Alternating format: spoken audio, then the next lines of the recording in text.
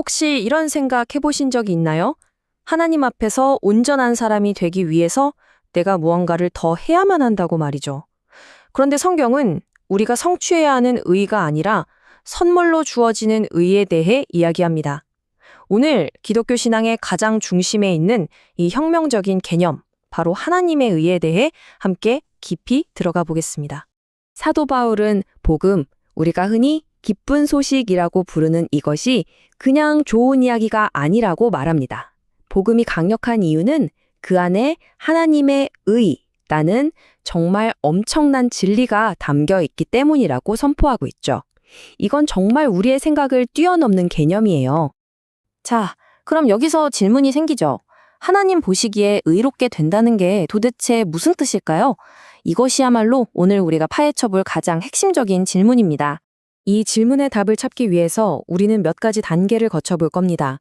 먼저 율법이 보여주는 문제가 무엇인지 살펴보고 성경이 제시하는 역사상 가장 위대한 전환점, 그리고 그로 인해 가능해진 놀라운 교환에 대해 알아볼 거예요.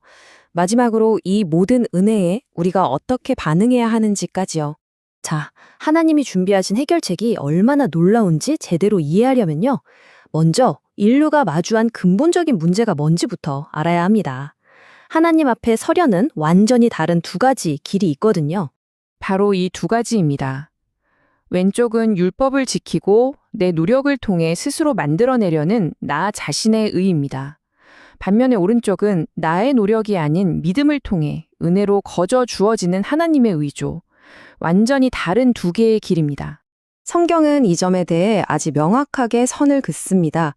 어떤 규칙이나 율법을 지키는 행위만으로는 결코 단 한 사람도 하나님 앞에서 의롭다고 인정받을 수 없다는 거예요. 그럼 율법은 왜 있는 걸까요? 그 주된 목적은 우리 얼굴에 뭐가 묻었는지 비춰주는 거울과 같아서 우리에게 죄가 있다는 사실을 깨닫게 해주는 겁니다.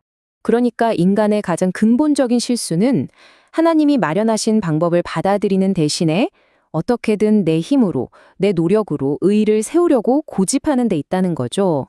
이렇게 인간의 노력으로는 도저히 해결할 수 없는 정말 절망적인 상황 속에서 성경은 인류 역사를 통틀어 가장 극적인 반전, 가장 위대한 전환점을 선포합니다.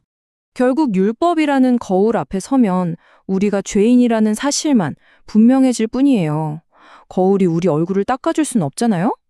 그러니까 우리는 문제만 알 뿐 해결책이 없는 막막한 상태에 놓이게 된 겁니다. 가로 이 두 단어. 그러나 이제는. 성경에 나오는 이 말이 모든 절망적인 상황을 완전히 뒤집어 놓습니다. 이것이 바로 하나님의 해결책입니다.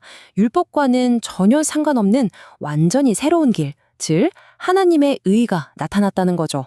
어떻게? 바로 예수 그리스도를 믿는 믿음을 통해서 그 믿음을 가진 모든 사람에게 주어진다는 겁니다. 자, 그렇다면 이 의가 구체적으로 어떻게 우리에게 주어지는 걸까요?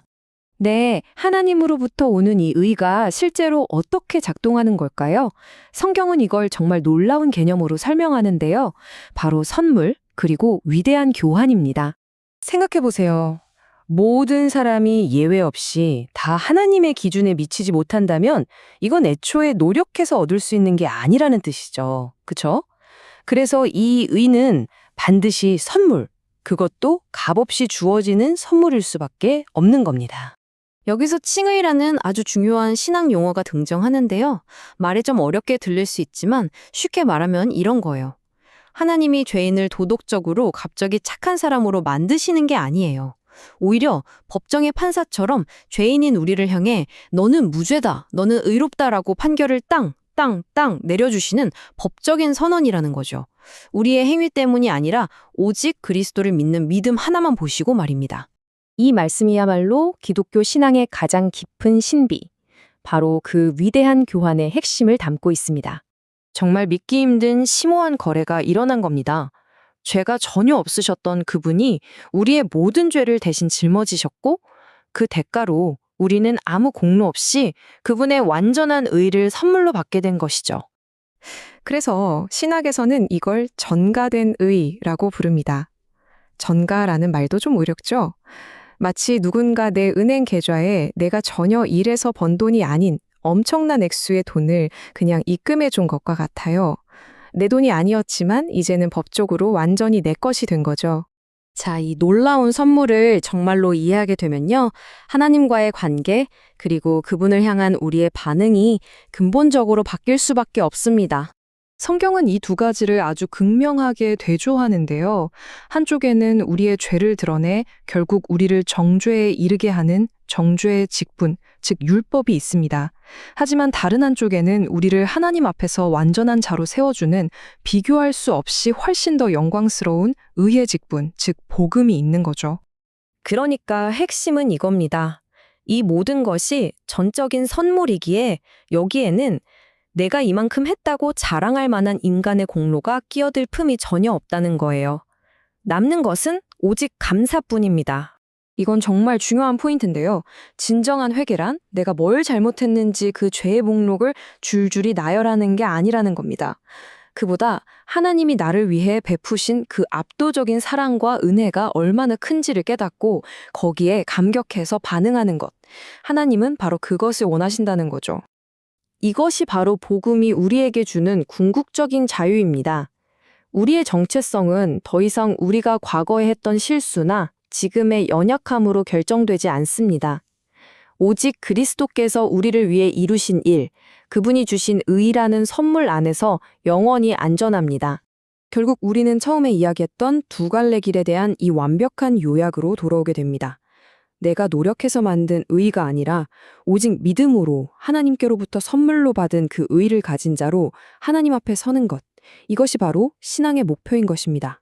오늘 나눈 모든 내용을 이 하나의 질문으로 마무리하고 싶습니다. 여러분의 의가 여러분이 힘들게 쌓아올린 성취가 아니라 하나님이 거저주신 선물이라는 사실을 진정으로 깨달을 때 하나님을 보는 관점, 그리고 무엇보다 자기 자신을 보는 관점이 어떻게 바뀔까요? 이 지문이 단지 신학적인 지식에 머무는 것이 아니라 여러분의 삶을 바꾸는 실제적인 능력이 되기를 바랍니다.